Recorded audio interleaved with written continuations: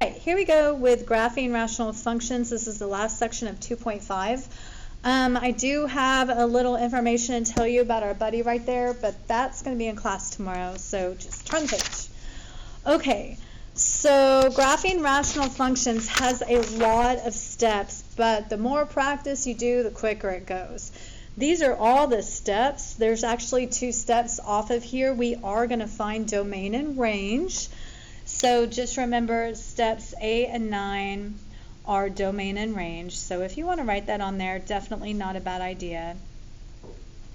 Okay, so what this is this is actually a polynomial divided by a polynomial. So you know polynomials have weird behaviors around the x-axis. Just refer to that warm-up that you did.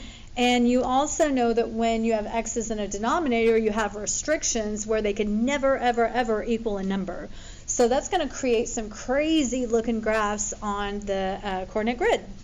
So the way we're going to do this is we're always going to start by factoring. So let's go ahead and factor the top and the bottom here. So I'm just going to draw my graphic organizer. So for the top, we need numbers that multiply to 12, add to a 7. That's going to be a 3 and a 4. Don't forget to divide by that a value. So the top is going to turn into x plus 1 and then 3x plus 4. All right, for the bottom, we need numbers that multiply to a 2 but add to a 3. That's going to be x plus 1 times x plus 2.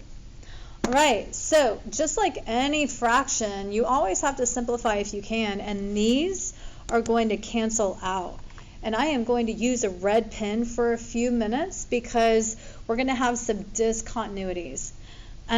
So these are going to cancel, and that's going to create a jump. There's going to be a hole. We're going to draw an open circle somewhere on our graph. We know that the x value is going to be opposite, so if that's a plus 1, I know the hole is going to start with negative 1, but we need to draw a spot right there because we have to plug in the input to find the output. So we're going to plug the input into the reduced fraction.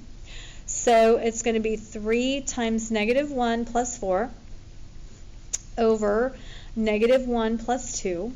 So that's going to be just a positive 1 on the top and a positive 1 on the bottom. So our output is going to be a positive 1.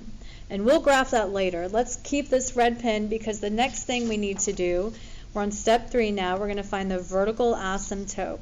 And the vertical asymptote comes from the bottom, it's restrictions. And just like everything that has certain behavior, and the bottom when we graph this stuff, it is either going to have some behavior based on odd or even exponents. So if we look at what's left over, this is our reduced fraction or our simplified fraction. And I'm actually just going to highlight this so it kind of stands out to us. For the next few minutes, everything we do is just going to be based on this. So if you notice, I have 1 restriction right now. I did have 2, but I blocked it out with my hole. So now I need to focus on this. I know there is going to be a vertical asymptote at x equals negative 2 because that's where it would be 0, and that's super, super bad. Now remember, an exponent's not written, it's understood to be 1. So 1 is odd, but we're going to write opposite, and I'll show you why in a minute. All right, so that was step 3. Now we're on, these are kind of combined together, and there's more information down here, and we'll talk more about that tomorrow. But you're either going to have an oblique asymptote or a horizontal asymptote, and it's all about, I kind of think of it as a degree fight. The degrees on the top and the degrees on the bottom, whoever wins, or if it's a match, if they're both a certain exponent, then it changes and it affects the graph directly. So to find either an oblique or a horizontal asymptote, I'm just going to go down here because there's less words. So we got our vertical asymptote from the reduced equation. That's what I highlighted, done with that. Now let's talk about the degree fight. If the denominator wins, if the degree was higher in the denominator, then you'd have a horizontal asymptote at y equals 0.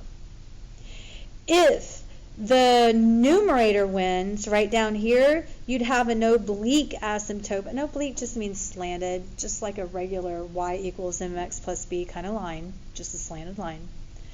If it's a draw, if neither one wins, which is our case right here, then it is going to be y equals the leading coefficient divided by the leading coefficient.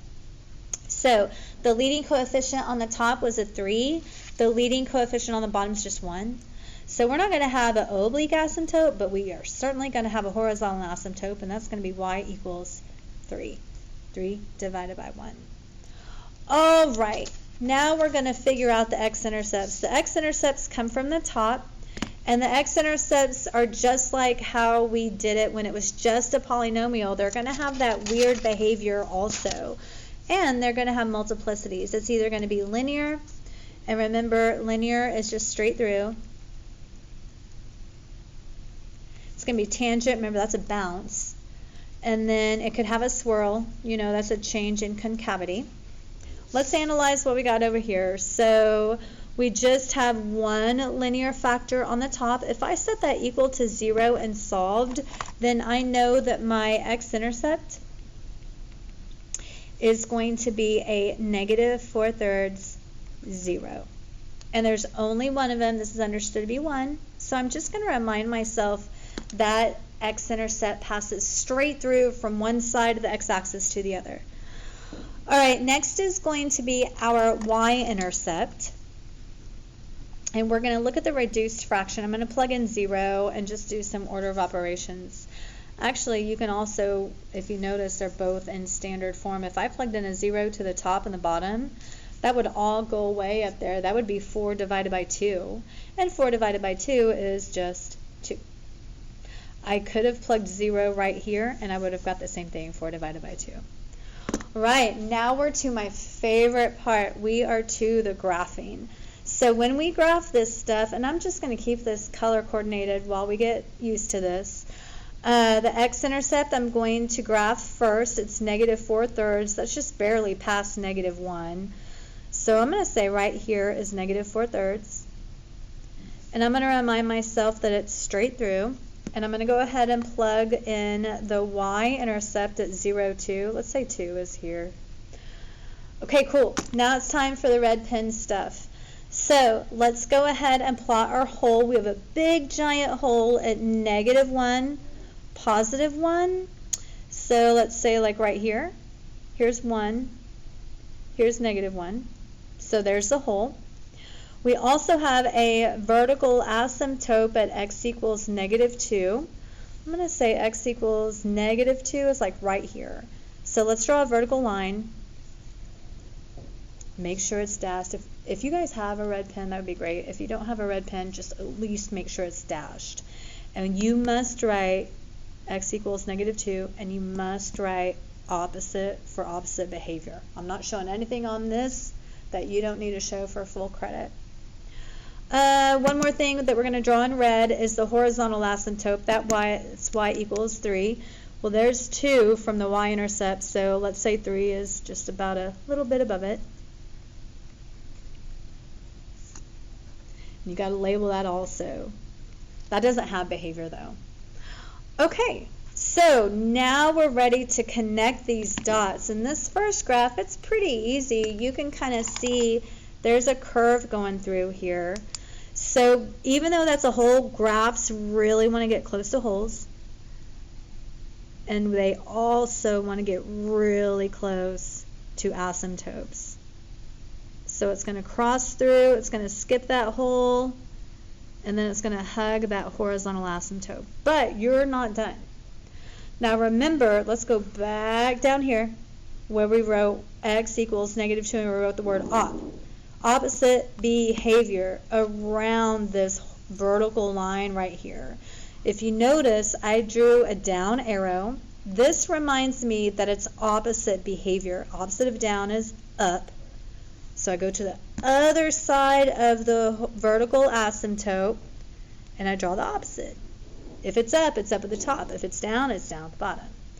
So I have a little branch here. There is no x-intercept and it's being blocked by a horizontal asymptote, so you're just going to make a little branch here. And that's that graph. The only thing that's bothering me is my hole kind of looks weird. So hopefully your graph looks better than mine. It shouldn't kind of dip down. It should be a smooth little curve. We got one more thing. Remember, it's not on here, but we need to find the domain and range. So when we find the domain, do not forget that we got to block out -1 because that's an x value. And we have to block out this restriction, x equals -2. So it's going to be -infinity to the lowest restriction of -2. Pick it back up from -2 to the other restriction of -1. And then after that, it's just from -1 to infinity. All right, range. So you got a couple of blocks on your range. Remember, we had a gaping hole right there at the +1 for y, so we're going to block that out. And don't forget you had a horizontal asymptote, y equals 3.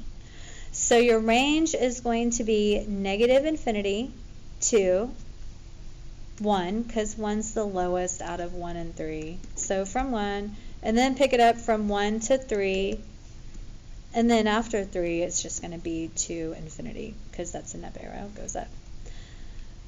All right, that is example 1. We'll go a little bit quicker in the next examples.